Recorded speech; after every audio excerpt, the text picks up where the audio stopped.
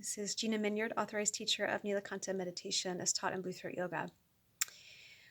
When we speak about Neelakantha Meditation, we could say one of its hallmarks, its distinguishing characteristics, is that it's an effortless practice of meditation. And so I want to talk today a bit more about what that means. What does it mean to be effortless? The opposite of effortless is effortful. And this phrase effortful or effortless, as we apply it to all of the spiritual practices that we have, whether it's asana or postural practice, breath work, and of course meditation, and many more.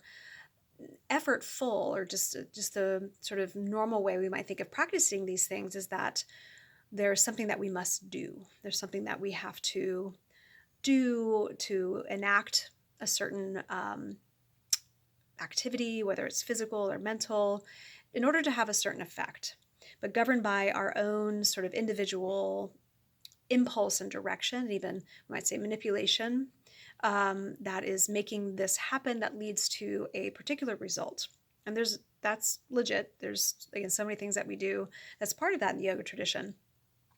The Shaiva Shakta Tantric tradition, which is the tradition from which this practice arises, distinguishes, though, between that kind of effortful practice, which is called kritrima, is the word in Sanskrit, to akritrima, which means without effort. The before means there's the lack of.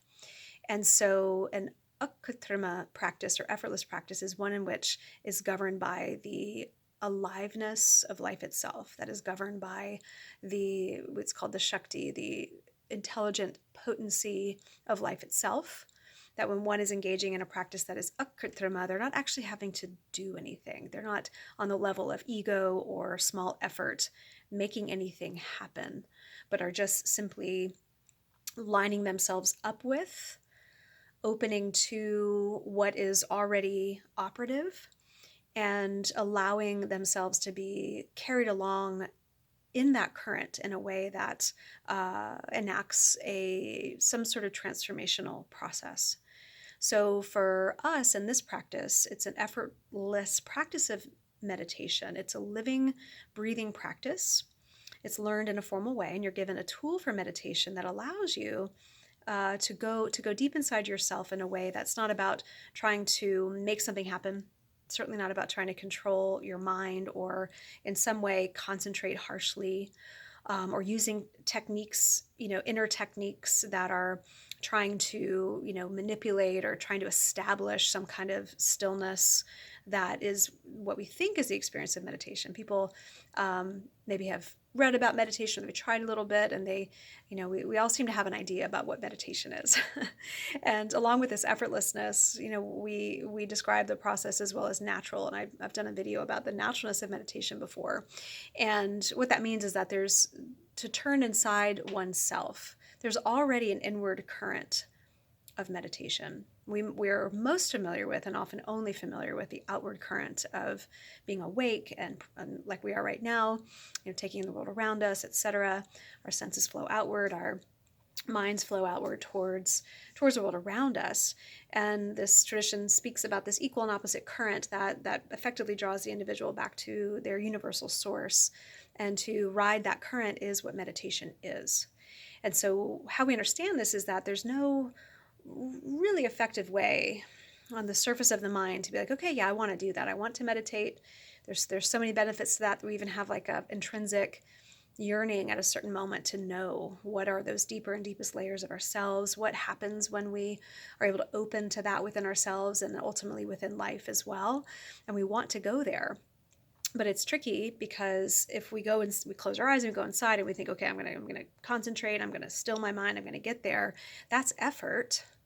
And it just adds to what's already sort of blocking that inward flow. Now, there's so much to say about this. I can't really give you all the teachings, and just I want to keep this talk short. But what I'm offering is that through the technique that you learn in this practice is that as you meditate, basically that pathway opens up for you already. And we just position ourselves within it in a way that we're not trying to have to make anything happen, but rather we just start to naturally, effortlessly stream into those deeper and deepest layers that are already there within us. And so it is effortless. In fact, we say any kind of effort that we might unconsciously be making to try to move that along or to direct our experience in some way while we're meditating is actually going to block that process. Any effort will stop that process from happening. So to have an effortless practice means that when you sit to meditate, it happens on its own. It's like there's a way that we have to sort of get the practice going. Of course, we have to do the practice, but ultimately we then surrender to this bigger energy that is governing the show, and this intrinsic current that is already there, that is bringing us into the deep rest, the rejuvenation, the transformational process to body and mind that happens when we meditate. And so it's an empowered technique. It's a tool that you receive, and it can only be received in a living and breathing way.